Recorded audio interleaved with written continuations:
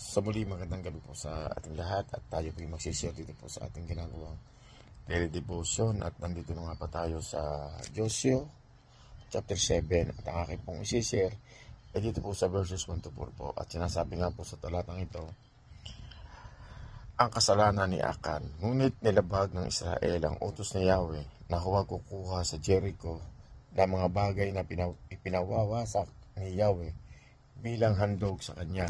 Si Akan na anak ni Carme, apo ni Sabde at apo sa tuhod ni Zera mula sa lipi ni Juda ay kumuha ng ilang bagay na ipinagbabawal kunin, kaya nagalit sa kanila si Yahweh. Samantala, nagsugo si Joshua ng ilang tao buhat sa Jericho upang lihim na magmanman sa lungsod.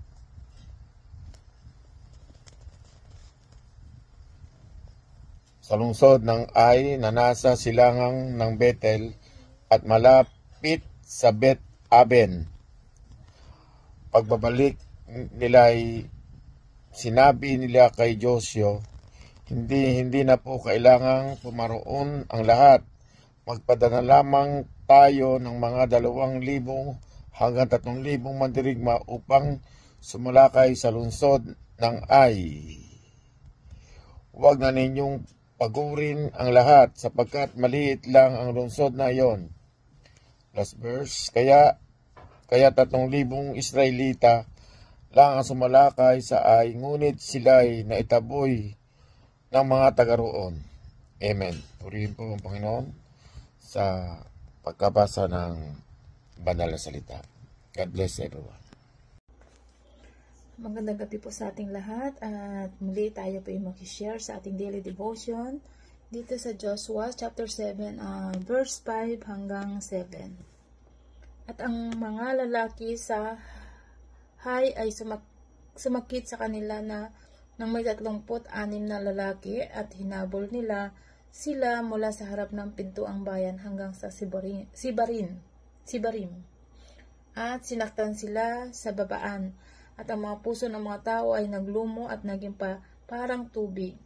At tinapak ni Joshua ang kanyang mga suot at nagpatira pa sa lupa sa harap ng kaban ng Panginoon. Hanggang sa kinahapunan, siya at ang mga matanda ng Israel at sila'y magsipagbuhos ng alabok sa kanilang ulo. At sinabi ni Joshua ay, O Panginoong Diyos, bakit mo pinatawid ang bayang ito sa Jordan upang ibigay kami sa kamay ng mga Amorheo na ipalipol kami. Nakatigil sana kami masaya at nakatahan sa dakong yaon ng Jordan. Amen. Bandang magwa po sa ating lahat. Babasahan ko po ang kapatid ko si Adil. Joshua chapter 7 verse 8 to 10. O Panginoon, anong aking sasabihin pagkatapos na ang mga anak ng Israel ay makatalikod sa harap ng kanilang mga kaaway, sapagkat mababalitaan ng mga Kananeo at ng lahat na nananahan sa lupain, at kami ay kukubin at hihiwalay ang aming pangalan at lupain. At ano ang iyong gagawin sa iyong dakilang pangalan? At sinabi ng Panginoon kay Joshua, Bumangon ka, bakit ka nagpatira pa ng ganito? Amen.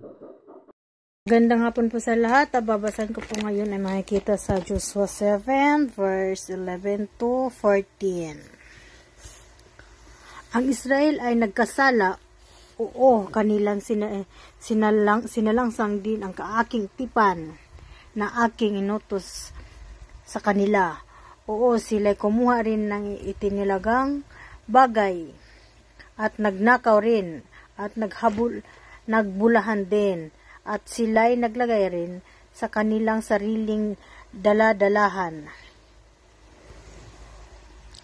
Kaya't ang mga anak ni Israel ay hindi makatayo sa harap ng kanilang mga kaaway. Sila'y tumalikod sa harap ng kanilang mga kaaway sapagkat sila'y naging sinumpa. Ako'y hindi na sa inyo pa, maliban sa inyong sirain ang itinalagang bagay sa gitna ninyo. Bumangon ka, papagbanalin mo ang bayan at sabihin mo, magpakabanal kayo sa kinabukasan, sapagkat ganito ang sabi ng Panginoon ng Diyos ng Israel, may tinalagang bagay sa gitna mo. O Israel, ikaw ay hindi makatatayo sa harap ng iyong mga kaaway, hanggang sa inyong alisin ang tinalagang bagay sa gitna ninyo. Sa kinaumagahan nga ay lalapit kayo ayon sa inyong mga lipi, at mangyayari na ang lipi na pipiliin ng Panginoon ay lalapit ayon sa mga angkan, at ang angkan na pipiliin ng Panginoon ay lalapit ayon sa mga sangbahayan, at ang sangbahayan na pipiliin ng Panginoon ay lalapit bawat lalaki. Yun lang po, purihin ng Diyos. God bless.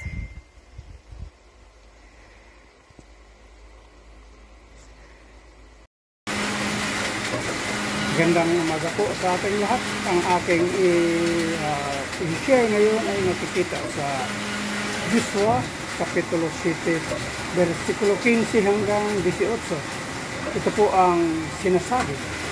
Ang taong ituturo ko na nagtago ng mga bagay na kalaang ihandog ng buo sa akin ay susunugin kasama ang buong pamilya niya at ang lahat ng ari-arian niya, dahil nilabag niya ang kasunduan ko at gumawa siya ng kahihiyang bagay sa Isra.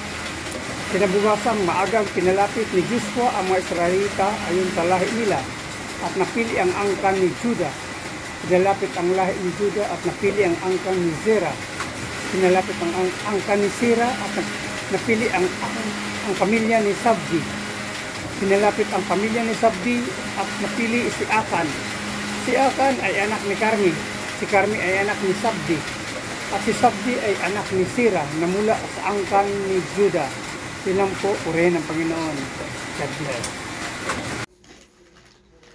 Magandang gabi po sa lahat. Babasahin ko po ngayon ang makikita sa Joshua 7, verse 19 to 20.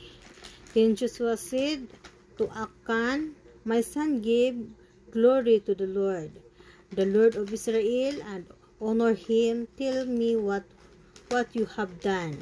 Do not hide it from me." Akan replied, "It is true, I have sinned against the Lord, the God of Israel. This is what I have done." Yun lang po, purihin ng Diyos. Good morning po sa lahat. Para po sa ating daily devotion sa day 4, ang aking pambabasa na matatagpuan sa Joshua chapter 7 verse 23 to 26. Sabi po nito, "They took the things from the tent and brought them to Joshua and all the Israelites. Then they laid them on the ground in the presence of the Lord. Then Joshua and all the Israelites took Akan, the silver, the robe, the bar of gold, his sons, daughters, cattle, donkeys, sheep, goats, tent, and everything he had, and they brought them to the valley of Angkor. Then Joshua said to Akan, "Why have you brought trouble on us? The Lord will now bring trouble on you." And all the Israelites stoned Akan and his family and burned their bodies. They piled a great heap of stones over Akan, which remains to this day. That is why the place has been called the Valley of Trouble, ever since the Lord was no longer angry. Purihin ng Diyos sa pagkabasa ng kanyang mga salita. God bless po.